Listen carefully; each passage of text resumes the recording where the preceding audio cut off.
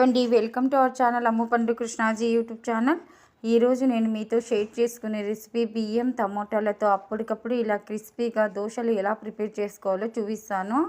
ఇంట్లో టిఫిన్కి దోశ పిండి ఏమీ లేనప్పుడు ముందు రోజు మినపప్పు నానబెట్టి పిండి రుబ్బి పెట్టుకునే పని లేకుండా అప్పటికప్పుడు ఇలా టమాటా దోశలను ట్రై చేసి చూడండి. చాలా బాగుంటాయి. చాలా సింపుల్గా కూడా అయిపోతుంది. ముందుగా అయితే ఈ టమాటో దోశ కోసం 1 గంట సేపు లేదా 2 గంటల సేపు అయినా బియ్యాన్ని నానబెట్టుకోండి.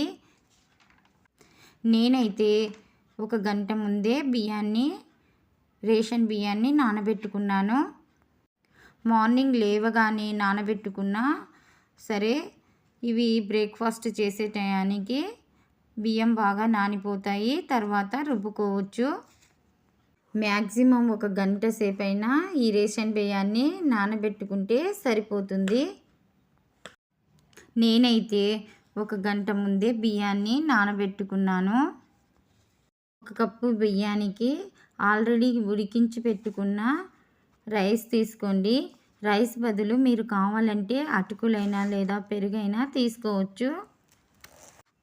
నెక్స్ట్ ఒక మిక్సీ జార్ తీసుకొని అందులో ఈ నానబెట్టుకున్న బియ్యాన్ని వేసుకొని కొద్దిగా నీరు వేసుకొని మెత్తగా పేస్ట్ లాగా గ్రైండ్ చేసుకొని తీసుకోండి.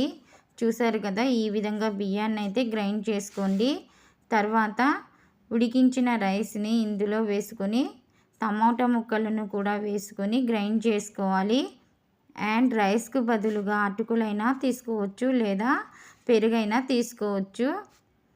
అవసరమైతే కొద్దిగా వాటర్ యాడ్ చేసుకొని మెత్తగా గ్రైండ్ చేసుకోవాలి. ఇలా గ్రైండ్ చేసుకున్న పిండిని ఒక మిక్సింగ్ బౌల్లోకి తీసుకుంటున్నాను. అండ్ పిండి గ్రైండ్ చేసుకునేటప్పుడే మనము పచ్చిమిరపకాయలు, జీలకర్ర, అల్లం కూడా యాడ్ చేసుకోవచ్చు. తర్వాత కొంచెం వాటర్ వేసుకొని రుచికి సరిపడినంత ఉప్పు, 2 చిటికెల దాకా సోడా ఉప్పును వేసుకున్నాను. అప్పటికప్పుడు దోశలు వేస్తున్నాం కాబట్టి దోశలు మరింత క్రిస్పీగా రావాలంటే ఇలా సోడా ఉప్పును వేసుకోవాలి. ఒక 2 చిటికెలు వేసుకుంటే సోడా పొడి సరిపోతుంది. 1 కప్పు రైసు, ఒక కప్పు రేషన్ బియ్యానికి సరిపోతుంది.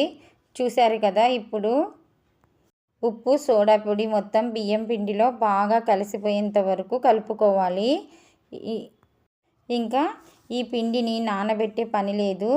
అప్పటికప్పుడు దోశలు వేసుకోవచ్చు. పిండి చాలా మెత్తగా వచ్చింది. పిండి గ్రైండ్ చేసుకున్న వెంటనే స్టవ్ వెలిగించి స్టవ్పై దోశ ప్యాన్ అయితే పెట్టుకున్నాను. ప్యాన్ కాస్త హీట్ ఎక్కాక ఇలా దోశలు 1 బై 1 వేసుకోవాలి. దోశలు పర్ఫెక్ట్గా వచ్చాయి. ప్రతి దోశ కూడా పల్చగా చాలా క్రిస్పీగా వచ్చాయి. చూశారు కదా, చాలా చాలా పర్ఫెక్ట్గా వచ్చాయి. ఇలా దోశలు వేసుకొని ముందుగా ప్రిపేర్ చేసుకున్న చికెన్తో సర్వ్ చేసుకున్నాను. చాలా అంటే చాలా టేస్టీగా ఉన్నాయి. దోశలు క్రిస్పీగా, చికెన్ కర్రీ యమ్మీగా చాలా టేస్ట్గా ఉంది. పెద్దలు పిల్లలు ఇష్టంగా తిన్నారు. 1 బై 1 దోశలు వేస్తుంటే ఎన్ని దోశలు తిన్నారో తెలియలేదు. వీడియో నచ్చితే తప్పకుండా లైక్ చేయండి. ఈ వీడియో మీకు యూస్ఫుల్ అవుతుంది అనుకుంటే మీ ఫ్రెండ్స్ అండ్ ఫ్యామిలీకి షేర్ చేయండి. మా ఛానల్ను సబ్స్క్రైబ్ చేసుకోండి.